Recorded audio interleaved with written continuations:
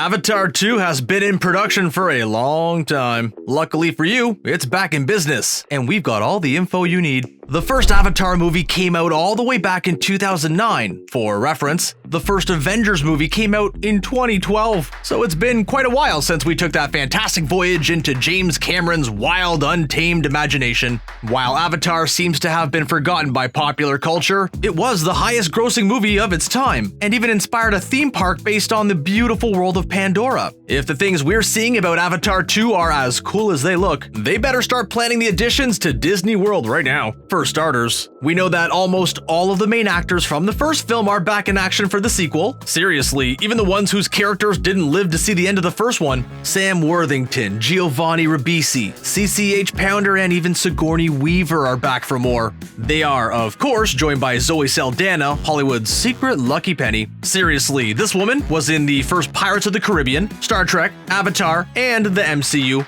Practically no one in Hollywood has that many of the biggest hits of all time under their belt. The most surprising cast member set to return is Stephen Lang, who played the villainous Miles Quaritch. If you don't remember, his story ended with a few giant arrows sticking through his chest. I know the guy was supposed to be tough, but is anyone that tough? They are all joined by a ton of other fantastic actors who will be jumping into Pandora with both feet. Kate Winslet, Edie Falco, Jermaine Clement, Michelle Yeoh, and more joined James Cameron for the space sequel. If that's not enough star power for you, Fast and Furious star Vin Diesel is along for the ride as well. $20 says that that's a voice acting role, but still, he plays a great Groot. Cameron took them all to Hawaii, where they basked in the beauty of island living to prepare themselves for the wonderful new locales they would be visiting in Pandora. From the looks of the pictures, the gang seems to have a great time, and I hope it was a good vacation because everything after that sounds like it was freaking insane. If you don't know much about the way James Cameron works, let me spell it out for you as simply as I can. He's, straight up bananas crazy bonkers, and I mean that in the best possible way. The filming of Titanic was considered to be one of the craziest, most needlessly expensive ventures in Hollywood history before it came out. The man basically made his own island in order to properly simulate the famous sinking ship. The studio was so worried about Cameron's insane production that they very nearly fired him. He got the last laugh though, because the film ended up becoming one of the most successful of all time. I only mention this because it seems like the filming of the Avatar sequels makes the filming of Titanic look like a nice trip to Hawaii. Have you ever seen Olympic water polo matches and thought, those people are crazy? These are people who have to learn to swim so well that they can compete in a sport while dozens of others just like them are sort of trying to drown them. Well, the cast of Avatar 2 basically had to do that, but also act while in a complicated motion capture suit. You see, a good portion of Avatar 2 takes place underwater. As we've already established, James Cameron is a real stickler for authenticity. That meant that it wasn't enough for his actors to voice over CGI characters who were underwater. No, they actually had to be underwater doing all of the crazy stuff themselves. How long can you hold your breath? 30 seconds, a minute? Kate Winslet had to learn how to hold hers for 7 minutes to film this movie. It's not just adult actors either. Kids as young as 7 years old had to train for 6 months to be able to hold their breath for up to 4 minutes in the 900,000-gallon tank of water. The production had to invent new motion capture technologies to be able to shoot underwater too. These innovations are just the ones we know about. Imagine what cool things we're going to learn once the movie actually releases. At this point, the story behind the movie might be better than the actual film, especially because of all the delays. Avatar 2 was initially supposed to come out in 2014. As you can tell from the fact that, no one saw it in 2014, that didn't happen. The sheer scope of this film is so large that it was delayed all the way from 2014 to 2020, then to 2021, and then to 2022 due to the pandemic. That makes 8 delays to its release. And you thought the wait for the New Mutants was bad. And don't worry though, the wait for Avatar 3 won't be nearly that long. Avatars 3 through 5, that's right, 5, are all set to release within a year of each other. I don't know about you, but that's a lot of confidence, even from the man who made Terminator, Alien, True Lies, and Titanic. So what exactly is this movie going to be about anyway? Was it just me, or did everything seem to be wrapped up at the end of the first one? Well, apparently, humanity didn't take their big loss at the hands of the Na'vi too well, because they're coming back with a vengeance. Cameron confirmed that the humans would once again serve as the antagonists for the film. They just can't get enough of that unobtainium. Look at all that cheddar. From the sound of it, this time they'll be coming with a force that dwarfs the massive army from the first film.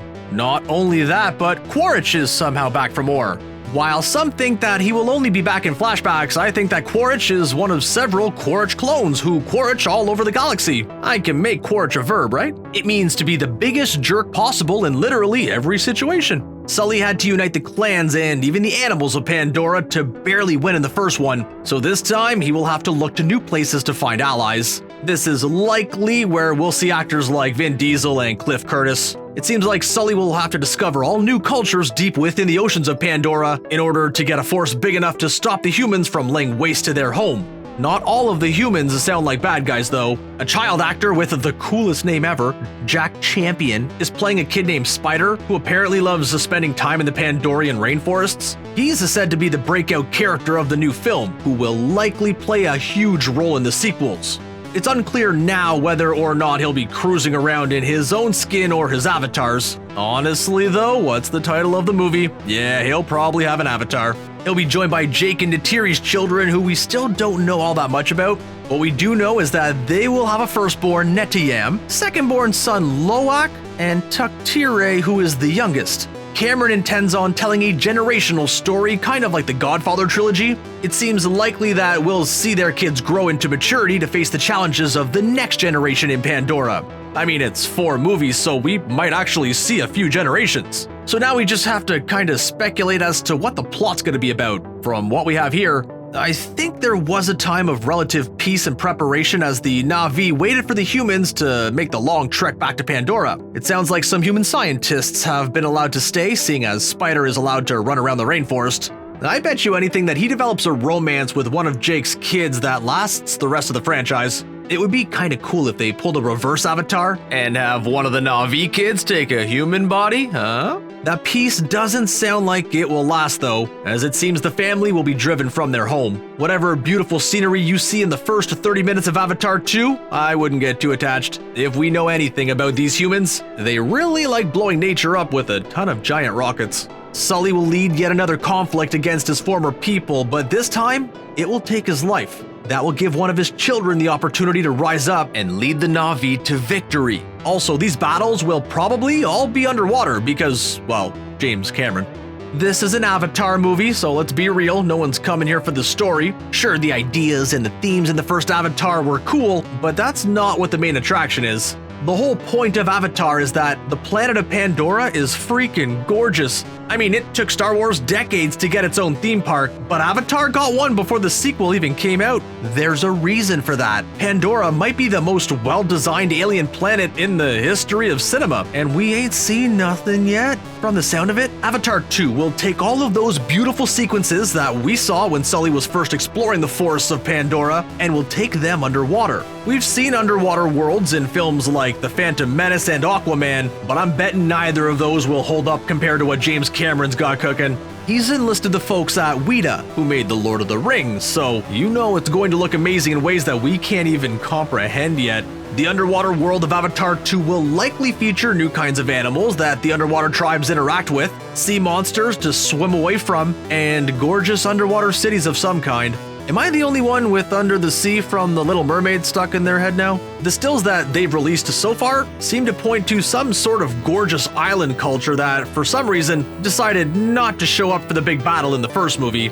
Does that mean that these tribes have beef? Probably. I mean, they were a warrior tribe long before the humans showed up. Chances are that Sully and his family won't get the warmest of welcomes when they go to visit. They might have to fight a whole other battle before they can even get to their big battle. What's more is that this is just the tip of the iceberg. Cameron has hinted that we will visit the neighboring planets of Pandora to see what's up with those crazy worlds. Are we going to see lava planets, ice planets, planets with no gravity? Who knows? All I know is that the sky's the limit when it comes to this franchise, and no matter what happens in the franchise, it will be great to see a film that has so much love and care in every single frame. In a world that's had to go without movies for a while, it's going to be such a special experience to be sitting in an Imax theater with your 3D glasses, transported off to a strange and beautiful world right out of a crazy genius's imagination. Is it too early to pre-order my tickets? Cause I want to right now. And there you have it, everything we know about Avatar 2. What do you guys think is going to happen in the sequel? Are 5 Avatar movies too much or not nearly enough? Let us know in the comments, and don't forget to like and subscribe to Screen Rant for more updates about your favorite upcoming movies. See ya!